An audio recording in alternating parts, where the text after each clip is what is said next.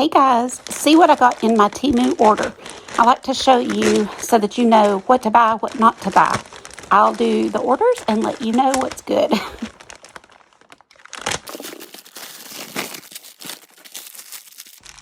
I ordered some of these brushes before from them and I liked them. I've used these same exact brushes and I've ordered them on Amazon. They're cheaper on Temu, exact same brushes. So they're a good buy, especially when Temu sends you a special and like everything's $1 or everything's $1 something. It's a good time to pick them up if you need them. I'm not sure why I thought I was ordering the little chalk pencils that I use, but I did. Even though they say something about eraser, I still was thinking in my mind I was ordering those chalk pencils. But I think these are good to have because they will erase, your pencil marks, or if you trace something onto a canvas, you can erase the marks. Now, they're just okay. Of course, I'm using a certain type of kind of shiny paper here, but they're not quite as good as your good old rubber eraser that's meant for artwork. But they're still, they're worth $1, and that's what I paid, so I'm okay with them. Moving on to some more brushes. I ordered several sets, and I'm going to try these and see what I think. They are very inexpensive, so if they work pretty good, then, I don't mind them. I don't like spending a lot of money on brushes because I just don't take care of them the way that I should if I'm going to spend money. So cheap ones are okay for me as long as they're good. I don't like crappy cheap ones, but I think, those may be okay. We're going to try them. These, again, same thing. I want to try them. And I decided here to go ahead and test one.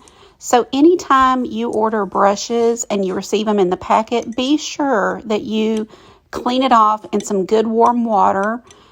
Sometimes I'll take them to the sink and use just a dot of Dawn dish liquid because they do have a little bit of glue on them to keep them looking really neat. Now, it's not a lot of glue, so usually water will get it off fine, but don't ever use them straight out of the package. So here we go. We're going to try and make a flower with these brushes, and I just want to see. I can usually tell from the very first time I use it if I'm going to like the brush or not. And so let's see what you guys think.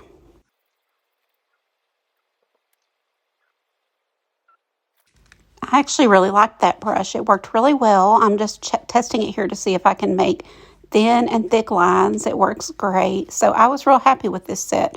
I think I will like those. And again, super inexpensive. If you watch me, you know this trick. Just to wipe off some of the paint, gently squeeze it into your paper towel before you put it in the water, and your paint water won't get so messy. Then you want to go ahead and clean out that brush and take it out of the water. So that's the best practice for keeping your paintbrushes lasting longer, is to not let them just sit in the water. And did you see me form the tip back into a little point? That's also important to do with your round brushes. Now, here's something I was excited to get. These are brushes for people who do your fingernails.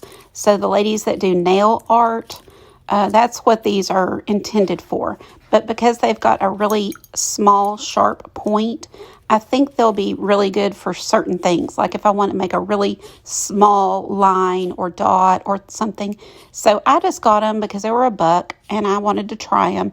And I'll probably send a set or two in Happy Mail because I got 3 sets. But see, we're going to form this little flower and it really worked great. So if you need something just super tiny with a very nice precision brush, these would work perfectly. And they're very inexpensive. Next thing I'm going to open is some stamps. These were a really fun purchase because I will definitely use these in my mixed media. It's got a frame, some paint strokes, different kind of circles and, lines, marks, and then the word art. So that I thought was super cool for me. I'll be definitely using them. I got a set of the plastic base to put your little stamp on. I didn't realize how small they were. I'm real bad about not looking at the measurements, but see how small these are. So they'll work for the smaller ones, but I'll definitely need to attach the larger ones to a different size. All you do, if you haven't used these, is just take the stamp you want to use off of your sheet, put it onto that little base, and then use it however you want to. Then when you're done, clean it with a baby wipe, dry it off, and put it back on the sheet. That way you keep them where you can see what you have. I went and got a little ink pad, and we're going to see if this works good. So just ink it up, and then you're going to place it flat down on your surface, and then you're going to press really hard, then lift up straight up. Don't wobble it around, and don't kind of bring it up from a side, but bring it straight up, and you should have a pretty clear mark. And I like these, so this will be fun to use. Here's a stamp with the different design. This is going to be perfect for mixed media or my art journal with all the paintbrushes and a few paint phrases, so I love these.